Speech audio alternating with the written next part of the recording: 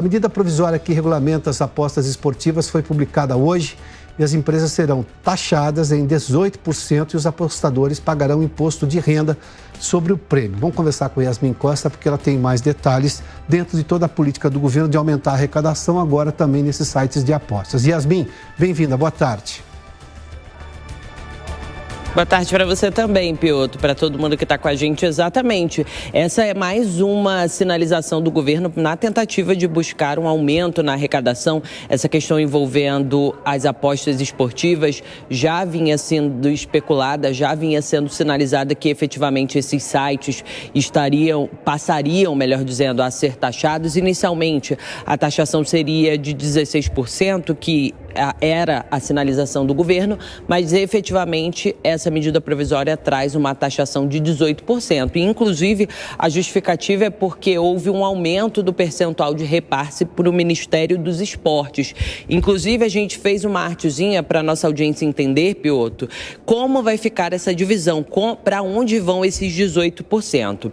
10% desse valor, que vai ser de imposto taxado nas empresas, vai ser de contribuição para a Seguridade Social, 0,82% para a educação básica, 2,55% vai ser repassado ao Fundo Nacional de Segurança Pública, 1,63% aos clubes e atletas que tiverem os seus nomes e símbolos ligados às apostas e os 3%, como eu antecipei, que vai ser enviado, vai ser repassado ao Ministério do Esporte. Por isso, houve esse aumento aí para 18%.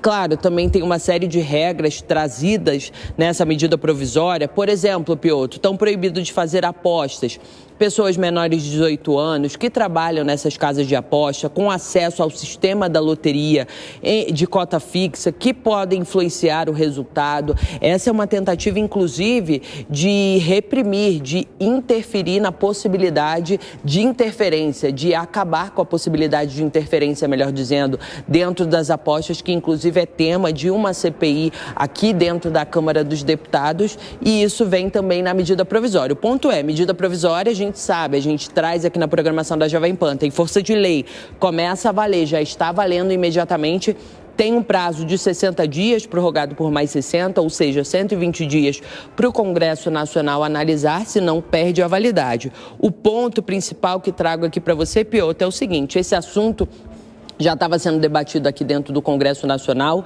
Agora, na volta, semana que vem, tem o retorno das atividades, deve se intensificar com a chegada dessa medida provisória, mas vale lembrar um ponto antes do recesso. O senador Jorge Cajuru, que tem um projeto de lei que trata dessa questão da tributação e de regras para esse setor de aposta esportiva, ele sinalizou que pretende garantir que essa MP caduque. Para quê? Para abrir espaço para esse projeto de lei dele tramitar. E por que essa estratégia adotada pelo senador Jorge Cajuru? A gente conseguiu apurar porque justamente ele falou, inclusive publicamente, que tentou contato com o Ministério da Fazenda, com o Palácio Planalto, para conversar sobre a medida provisória que agora chega aqui ao Congresso Nacional, mas não conseguiu espaço. Então ele deve trabalhar, já sinalizou que deve trabalhar para essa medida provisória caducar e o projeto de lei que trata desse assunto e que ele já tem o texto ser encaminhado. Fato é, 18% de taxação para essas apostas a partir de agora, e esses valores vão ser aí distribuídos, e agora a gente precisa acompanhar esse retorno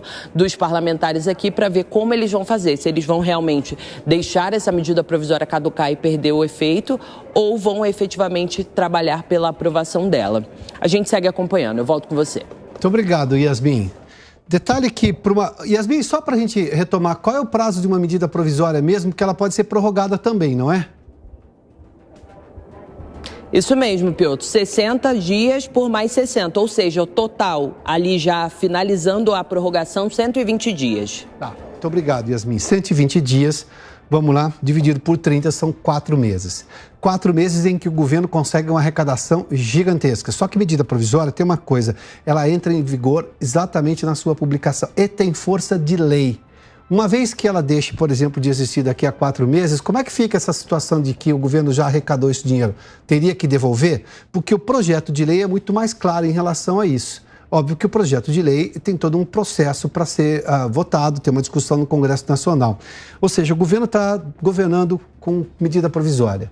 Não está governando com o Congresso, onde ele tem uma dificuldade ainda muito grande na Câmara, embora tenha feito passar de forma até impressionante, né, com esse apoio gigantesco de Arthur Lira na Câmara, que passou o trator ali na Câmara e aprovou em 2 turnos a reforma tributária e também a lei do CARF, que era o que interessava para o governo. Eu tenho feito menção a isso, insistido nesse ponto, porque quando você tem uma discussão tributária no CARF, ou seja, são 5 votos de cada lado, aí o governo agora passa a ter o voto de qualidade, ou seja, ele vai ter o 6º voto. E aí ele vai, obviamente, numa discussão de empate, ele decide a favor dele próprio, o que chama atenção, né? Porque isso não faz sentido algum. Então não tem uma discussão paritária, isonômica entre a sociedade e o governo. O governo vai ter 6 votos agora, porque ele tem um voto de qualidade em todo momento em que houver ali uma diferença, uma dúvida, um empate de 5-5. Mas o governo tem essa dificuldade. Agora, de novo, negociar por medida provisória, quando não é decreto, é medida provisória. Pô, qual é o sentido desse tipo de coisa? Qual é a, digamos, democracia participativa? Aliás, que democracia que nós temos hoje, né?